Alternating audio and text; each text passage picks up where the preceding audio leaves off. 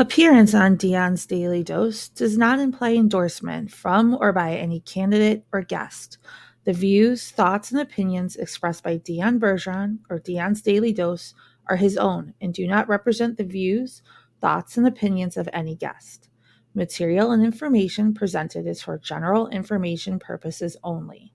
The Dion's Daily Dose name in all forms and abbreviations are the property of its owners, and its use does not imply endorsement of or opposition to any specific organization, product, or service. If you'd like to support the show, please visit our Patreon at patreon.com/Dion's Daily Dose. Appearance on Dion's Daily Dose does not imply endorsement from or by any candidate or guest. The views, thoughts, and opinions expressed by Dion Bergeron or Dion's Daily Dose are his own and do not represent the views, thoughts, and opinions of any guest. Material and information presented is for general information purposes only. The Dion's Daily Dose name in all forms and abbreviations are the property of its owners, and its use does not imply endorsement of or opposition to any specific organization, product, or service. If you'd like to support the show, please visit our Patreon at patreon.com/Dion's Daily Dose. All right. Good morning, everyone. Dion here, along with my good friend, Jim. Welcome, Jim. How's it going?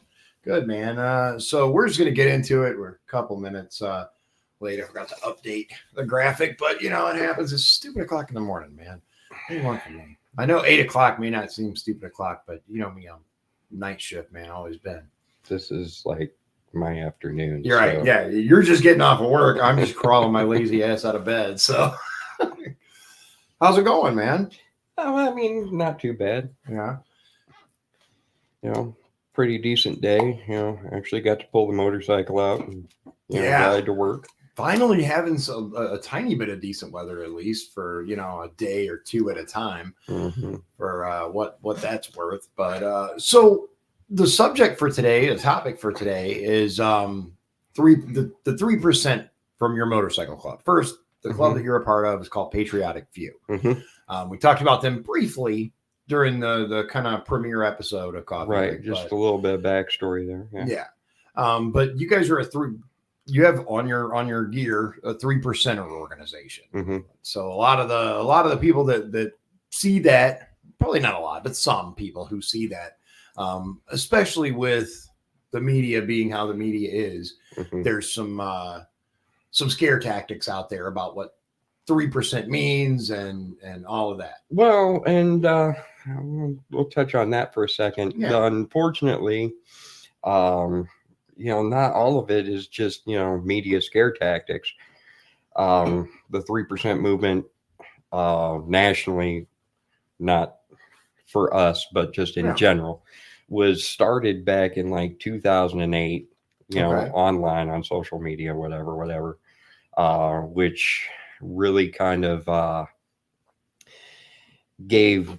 breathed new life into the militia movement from the 90s. Yeah. Which was a big thing in the 90s. And obviously there's the real movement, and then there's kind of Hollywood version or what's portrayed. Well, and the thing about some overlap, but not nearly. The thing about the 3% movement is it's not an organization per se. It's not like they have a national, headquarters it's an idea. Yeah. It's an idea. It's a concept. So like Antifa. I don't want to speak on Antifa. Why would you do that, man? So that's it's the claim. It's not a real organization. It's just an idea. It's just a concept. That's the claims when it comes to Antifa. Fucking do you, Antifa, whatever. So as a matter of fact, like if you go to the National 3% website, there's nothing on it but the logo. Right. Yeah. It's kind of empty, right? Yeah. I mean, it used to have stuff on it. It's quoted on other websites. Yeah. As a matter of fact, if you go to the Library of Congress, they quote the website, their mission statement, as it were. Right. Which is not on the website anymore. Not that I could find anyway. no matter how many times I refresh the site. Yeah.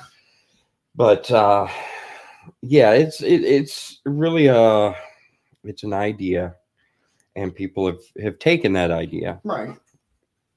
and kind of made it their own. Yeah, well, Okay. I mean, there's commonalities to it. Yeah.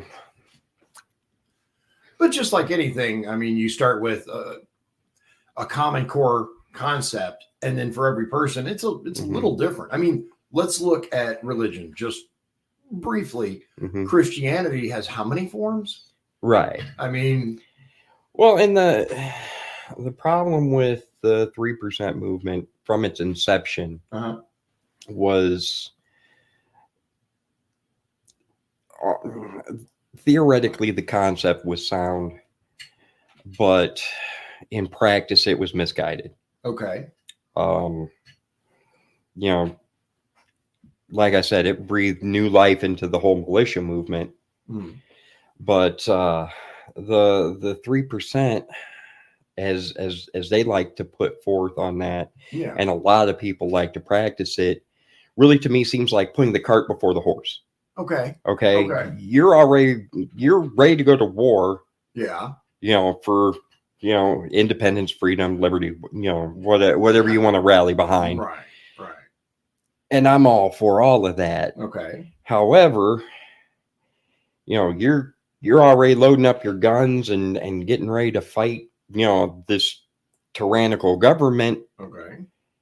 There's no leadership structure. There's no plan in place. Yeah. There's no back in the Revolutionary War, back in the 1700s, we didn't just go, the founding fathers didn't wake up one day and go, grab your muskets, we're going to mess some shit up. I mean, really. Right. I mean, they did not want. That was the last resort. Yeah, they didn't want to go to war. Yeah. As a matter of fact, if you look, you guys are probably familiar with, but if you look up the first battle, right, that kind of kicked off. Nobody knows who fired the first shot. It was a group of men versus a group of men just standing there, and they stood there for how long was it, man? It was multiple hours. Like it was a very, very long time. I don't remember the exact numbers, but they stood there facing off with each other. No one wanted to be that guy. No one wanted to. They didn't want this to kick off because they were part of the same country at the time. Right. It's, literally brother against brother. Many of them had family there, back in England. They didn't want that, but it had to be that way. Yeah. I mean, ultimately, push came to shove. Exactly. And that was the thing, So what is 3%, I guess, mean to you versus the kind of general, well, before we get into that, let me speak to where the 3 and 3% came from, because there's been, and this is really funny to me, because that's where the detractors of the 3% movement, that's where they want to, that's the hill they want to die on. Yeah, that's the focus. Well, that's not even a thing. 3% wasn't even a thing. There were like 230 some odd thousand, people in the colonial army. Right. And that doesn't even, the math doesn't math. Right. So you're all stupid. Well, I'm here to tell you that, yes, there were 231,000 people in the Continental Army. Yep. That war lasted over 8 years. Yeah, that was the entirety. That was over the entirety of the conflict. Right. And at any given time, there were no more than 40, sometimes less, but never more than 48,000 soldiers in the Continental Army. Right. Now that's just soldiers in the army. That doesn't count the militia. Right. That's a different story. The ranks were filled out with militiamen. At the absolute height, militia and Continental Army, 80,000. That was the biggest number it ever got. Right. That's the number that they draw the 3% from. Okay. So you had 80,000 people in the Continental Army and the militia. Mhm. We're not including the mercenaries. We're not including the French. We're not including any of that. Just the militia and the Continental Army. Right. 80,000 at the height. Okay. And when you divide that by the population of the colonies at the time, it comes out to like 2.9 something percent. Yeah, it's like 2.9. So, you know, and Roman numerals don't do decimals very well. So, so 3. Yeah. And that's the dumbest thing to argue over. Yeah. Well, it's symbology. Right. It's, you know, you have a slogan, you have, you know, Burger King, home of the Whopper. Right. You know, I mean, that's what it is. It's just Subway, eat fresh. You know, you've got limited space on your flag. Okay. Yeah, so yeah. 2.3642%. Yeah, you know. So that always seemed ignorant to me to argue over the numbers there. It's just a symbol. Right. It's symbolic. It's and what it and at least to me, the 3% symbol, it's an idea and it's a message. Okay. And basically, at least to me, and this is just my personal opinion, right. It is a message to the government that, hey man, we've been here before. Yeah. We don't want to get there again. Yeah. But we will. Okay. Yeah. Remember what happened last time? Right. Right. You know, because it's real interesting that a lot of the things that, you know, were the line in the sand, you know, a lot of the things that were like okay, you know, we've had enough, you know, taxes. Yeah. Yeah. We're up to like 40% now taxes what was the T-tax, like 4? I don't have those numbers. But I believe it was around 4, maybe 7. Yeah, it always, even before 3% was even a notion in my head, before any of that, it always seemed almost ironic to me that we never bat an eye over the things that our founding fathers fought tooth and nail over. Oh, yeah. You know, like, you have to pay for a stamp if you want to send a letter. Right. Right. We fought over that. We did. Our founding fathers did. Right. You know, and right. Yeah, there's fishing licenses, hunting licenses, license for your car, license for the ability to drive. You got sales tax. Yeah, tax. Yeah, let's talk about that for a second. You know, they tax, you know, when you work, they tax your income. Yep. So they take a chunk out of your money, and you get what's left. Now, out of that money you got left, well, you have to buy food. Well, sales tax. Sales tax. Yes, indeed. You know, you probably have a mortgage or, you know, a house or rent or whatever. Well, property tax. You know, and God forbid you have some sort of windfall. Oh yeah. Oh, capital gains tax. You see the new unrealized gains. You know, taxing. I have not. We'll say that for another time. But it just becomes this giant circle. Yeah. And I'm not sitting here saying, you know, there are people that are like, all taxation is theft. Right. Well, it takes money it takes money to run a country. That's what I was going to say. For infrastructure and things like that. The problem I'm seeing these days, and I'm just, you know, your average Joe. Yeah. You know, don't have any fancy economics degrees or, you know, political sciences or any of that stuff. Right. Gender studies. But just the stuff that I really. No, I'm saying there's one. Yes, that's true. I don't have a gender studies degree. See, okay, I was right. So focus up. So you screwed me up again. Sorry. What was I saying? Honestly, I don't know. I'm so focused on the comedy. I'm trying to. I know you're trying to expound on a theory. Right. I got you. So you're just a regular Joe. Yeah. You don't have a fancy degree. Just a regular Joe. Just the stuff that I've seen. Yeah. I'm not seeing a whole lot comparatively, in the grand scheme of things. I'm not seeing a whole lot of money go into infrastructure. Right. Well, that was one of the big. We're given lots of monies for bailouts. Yes. We're becoming ever more heavily a welfare state. Indeed. We're sending billions and billions and billions of dollars overseas, elsewhere. Yep. To countries. Some cases to countries that don't have our best interests at heart. I would argue that no other country should have our best interests at heart. Let me give my personal opinion again. There is not a country out there that at the end of the day has our best interests at heart. Nor should they. Right. They should have their own best interests at heart, just like we should. We should have our own best interests at heart. And that's just not. That's not the way it is, right? No. Right. And I've said to you time and time again that being a politician should not be a career path. Absolutely. It was not meant to be. Nope. No, they definitely should not be getting rich off it. Yeah, no kidding.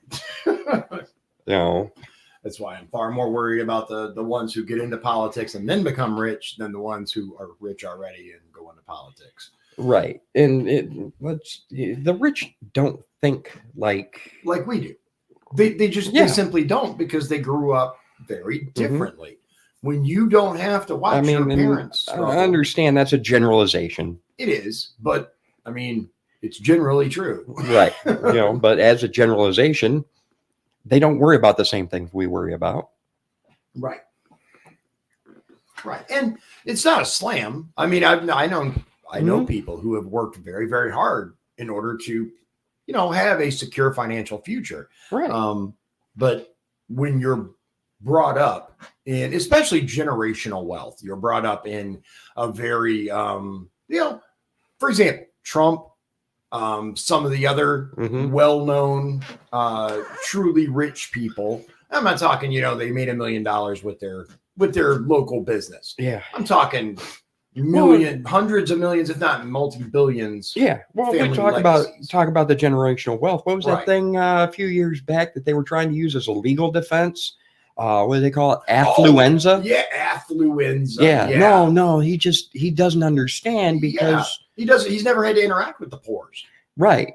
Yeah. He has different brain structure or understanding or something. Basically, he doesn't know right from wrong because he's independently wealthy and was brought up in a culture of affluence. Get the hell out of here. Yeah, you're really trying to peddle this? Oh, yeah. Well, I would say that's the next logical step in the evolution of multi-tiered justice, right? It's the next logical, we can't possibly hold him responsible. He's part of the elite. Right. Come on. Well, and that's, money makes things happen. That's just the unfortunate truth of things. And as far as, politics go, in my personal opinion, politicians now have just become the new nobility. Absolutely. And they don't care about the unwashed masses. No. We're nothing but their serfs to, provide, the taxes to, fund other countries to, keep their houses in order. Yeah, absolutely. So pivoting back to the 3% thing for a moment.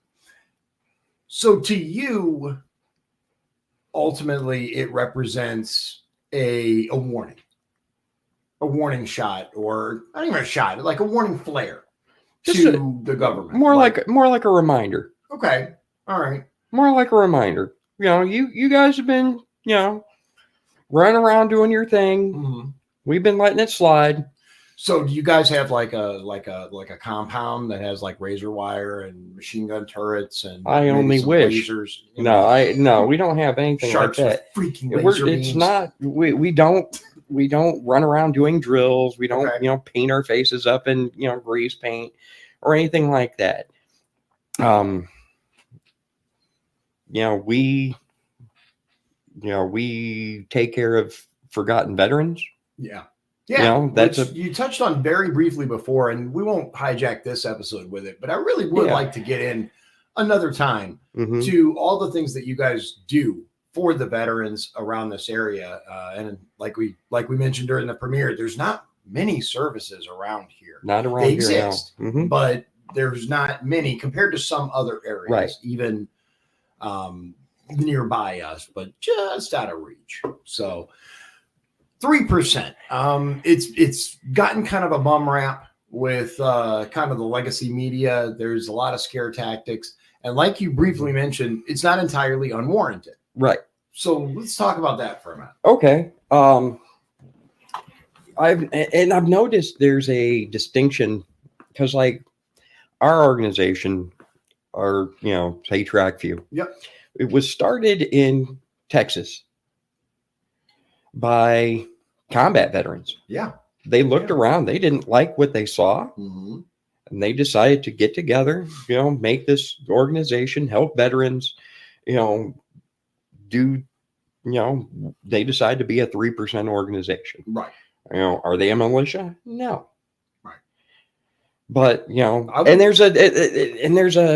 noticed, and this is just my observations. I have no concrete evidence, just anecdotal. Right.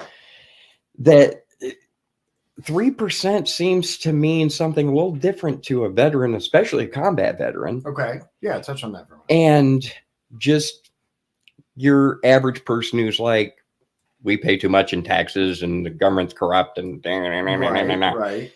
And I'm not saying that, but that's not a valid, yeah, it's not a valid gripe. Right. But the attitude is a little different. Oh, yeah. For combat and maybe it's as simple as, well, we drilled, we went into combat, we have training, right, as opposed to, a civilian who, just does the day to day and, needs that extra, practice or whatever. Maybe it's just that simple. I don't know. But there is a little bit of a different mindset. Okay. And maybe it's because, the veterans have been part of, the military mindset and seen what goes on within that structure. Because if you haven't done it, right, you're never really going to understand it. There's a lot of, there's a lot of veterans on social media that will do kind of a comedic satire of the military lifestyle, and things like that. Some of them are entertaining. Some of them, less so, depending. Yeah, and entertainment's subjective, but exactly. But they'll do a little satire on, the how disorganized that organization is. Right. How little sense a lot of their policies are. Things of that nature. But when you've actually been a part of that, you have an insight to how a government functions, entity works. Yeah. The bureaucracy, the silliness, it's all part of the machine, that is a government, especially a government the size of the United States. I mean, good Lord. The bureaus have bureaus. Yeah. One of the big sayings in the military is hurry up and wait. Yeah. Where you're, standing in formation in front of the supply at 4:30 in the morning and standing there for 2.5 hours to get your new bed sheets. Hurry up. And because the supply sergeant's got to have his coffee. Well, of course. Yeah, that's I will agree with you that there's always going to be a definitive line between the understanding of, let's call them civilians, and those who have served, especially those who have seen combat.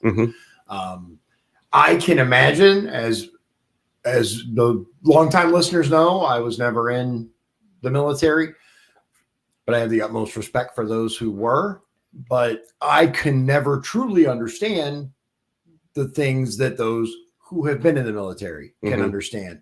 I can look at, like, for example, some of the kind of satirical, funny, make fun of this kind of stuff. I can understand it from a general level, but like you said, when you've actually been a part of that and stood out there for 2 hours, I can have the concept of standing out there for 2 hours, but it didn't happen to me. So my understanding of it and I guess connection with that comedy or satire is at a much, I guess, lower level or whatever than someone else's who genuinely experienced those things. It can be funny, but it's not something that you relate to. Right.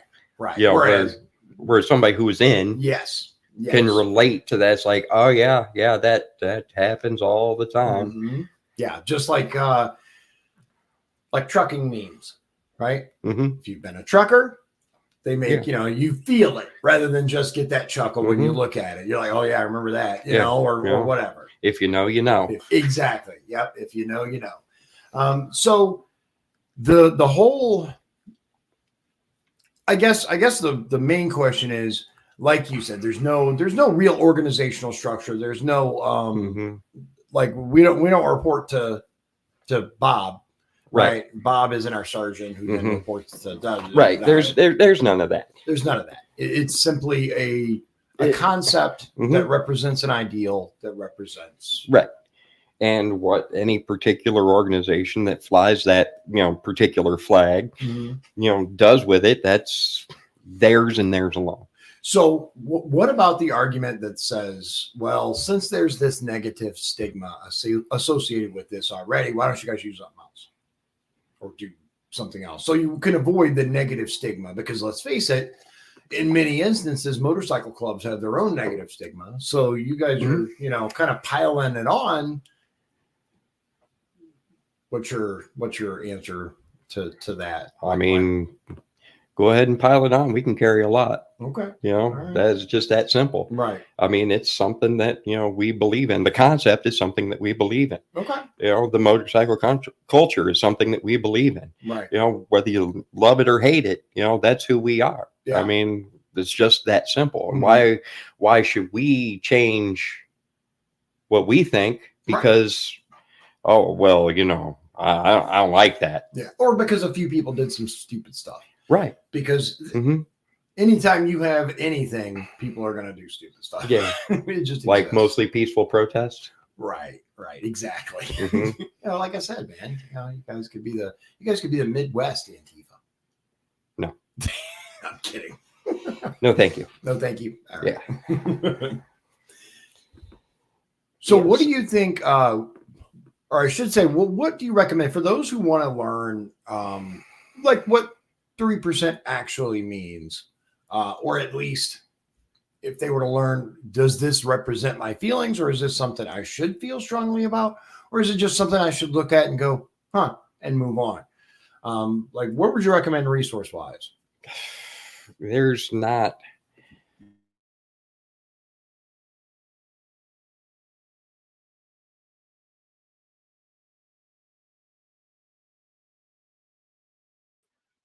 Okay. Yeah. Now maybe like us talk. I don't know. This is seems like every week there's something now. So anyway, before there's technical difficulties to however many people are watching right now, but we're trying to get that sorted out. Maybe. Trying. I mean, if not, we'll just have to continue this another time. Yeah, which may be the case because this keeps flashing. Let me go check the modem. Okay.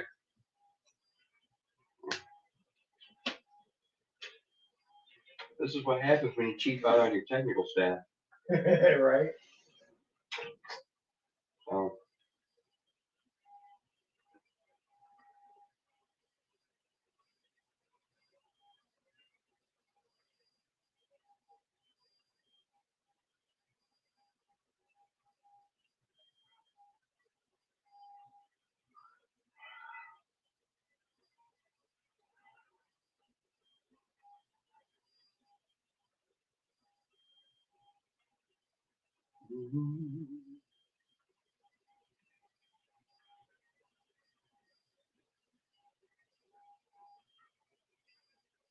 Yeah, having a great time, living the dream.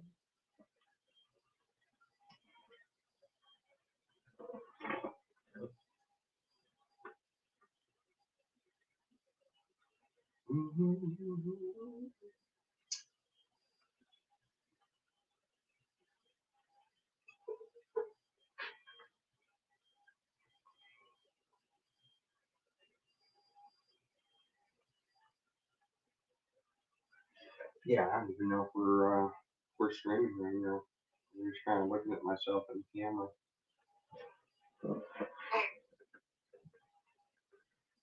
Certainly not the most entertaining thing in the world.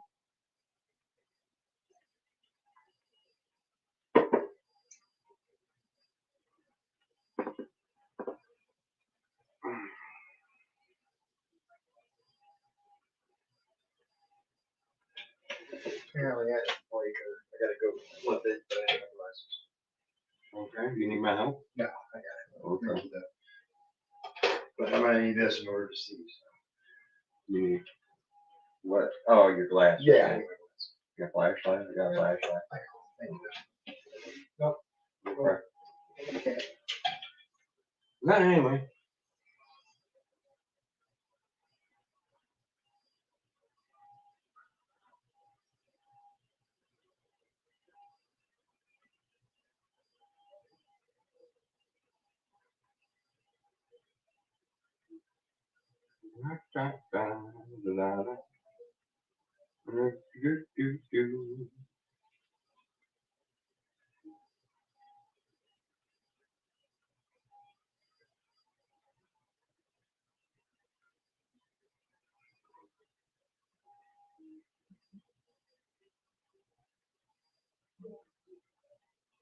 Oh, apparently we are going right now.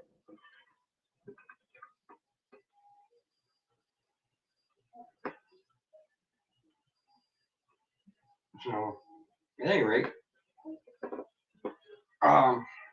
we don't have a whole lot on our website right now, but you can check out patriotview.com. And if you have any questions or comments, feel free to get a hold of us at info@patriotview.com. I'll be more than happy to answer any questions. Field your comments or whatever. Just try to keep it classy. Dion's trying to get his end back up and going. I'm not sure exactly what's happening. He knows more about this stuff than I do.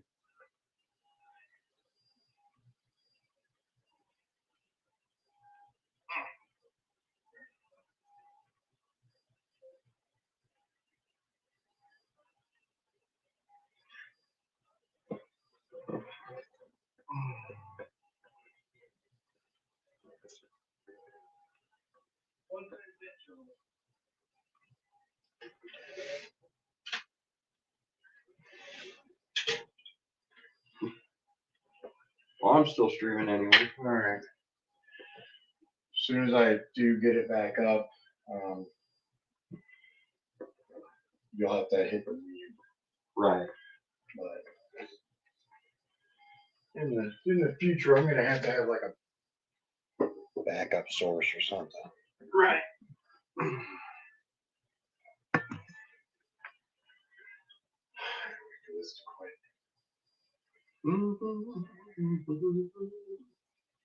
So apparently, I've got a separate. Well, I'll just wait 1 second.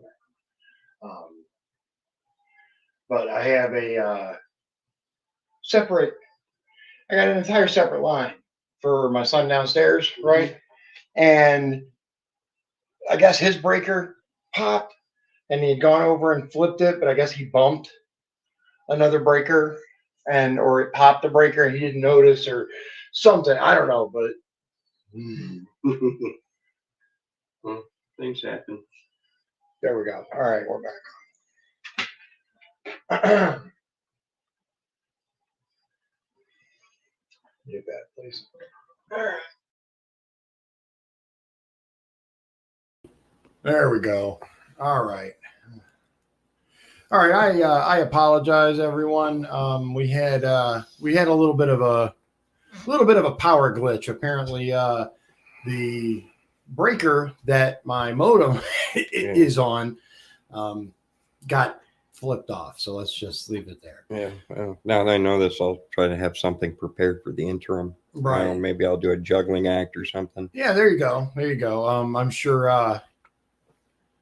your vast knowledge on the subject of juggling will entertain the viewers.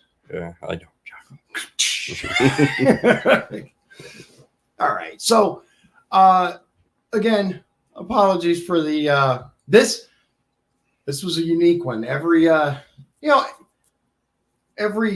production, especially anything that has people invested in it, is going to have problems.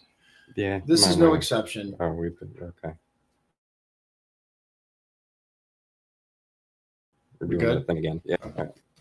All right. Anyway, so I guess I think that people can information out there, the good, the bad, the otherwise. Okay. By all means.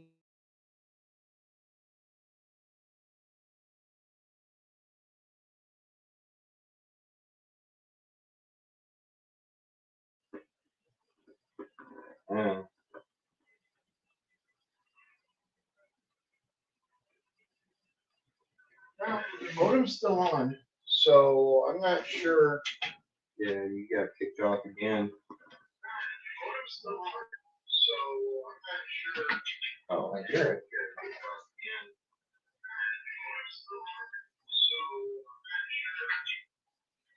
But I've got the mic on here right now. Okay, yeah. As soon as I can get in, I'm just going to play the outro. Okay. Yeah, I don't know what's this going on this today. isn't working out, so we're going to try to pick this up another time. Yeah. Just had a critical failure of some sort. So to anyone who may be watching, thank you for your patience, and we'll pick this up another time. Yeah, next Wednesday we'll be on. Yeah, next Wednesday definitely. Maybe we can pick it up another day before that. If not, then next Wednesday definitely. Yeah, the modem's working fine. So I'm not sure if it's some other system glitch or what. It was fine, and now it's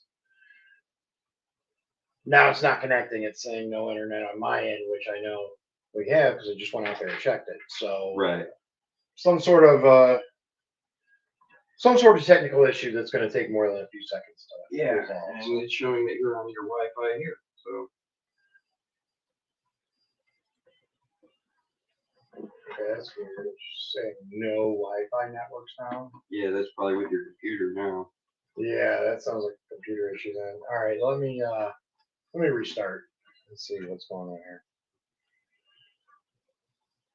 See if I can at least get back in and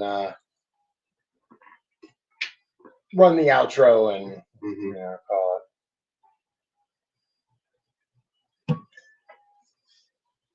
You want me to keep this up and running? Yeah, at least just talk to him for a minute or so. It shouldn't take me long to get this restarted.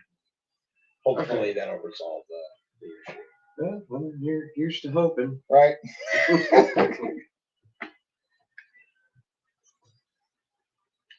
Never fails. But like I said before, if anybody has any questions about Patriot View or 3% or anything like that, you can feel free to get a hold of me at info@patriotview.com. I maintain that email, so I will get those and get back to you as soon as I possibly can. Bear in mind, I work nights, so if you send me something in the afternoon, I might not get back to you right away, but I will get back to you. Sponsorship, you can accept sponsorship, yes. Partnerships. partnership such. Yeah. But yeah, I'll talk to you about that. Yeah, you don't have to get into like details that you've received. I mean, just in general, are you open to companies in the motorcycle world, especially? I mean, we're open to just about anything. I mean, as long as we're not for sale. I mean, that's just okay. not that's just not the case. But anything that helps our cause and helps the veterans, we're open to. So and not everybody feels comfortable with just writing a check and on good faith. But be more than happy to come up with some sort of collaborative arrangement. There you go. During our rides or our anniversary parties or our bike nights, shout outs on the website, Facebook, whatever. So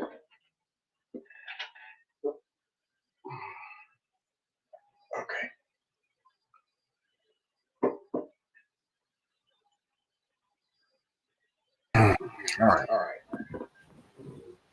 all right, that's off now. Okay. Ladies and gentlemen, I appreciate your patience today. I'm going to try to make sure this doesn't happen again. Without further ado, I appreciate you spending the time with us. God bless you. God bless Indiana. And God bless the United States of America. Hope everybody has a wonderful day. And we'll see you next week, Wednesday, 8 a.m. Central. If you'd like to support the show, please visit our Patreon at patreon.com/Dion's Daily Dose. This has been Dion's Daily Dose, hosted by Dion Bergeron. Executive producers, Sean Holgram and Michael Beebe. Copyright 2024. Dion's Daily Dose, all rights reserved. If you'd like to support the show, please visit our Patreon at patreon.com/Dion's Daily Dose. This has been Dion's Daily Dose, hosted by Dion Bergeron. Executive producers, Sean Holgram and Michael Beebe. Copyright 2024. Dion's Daily Dose, all rights reserved.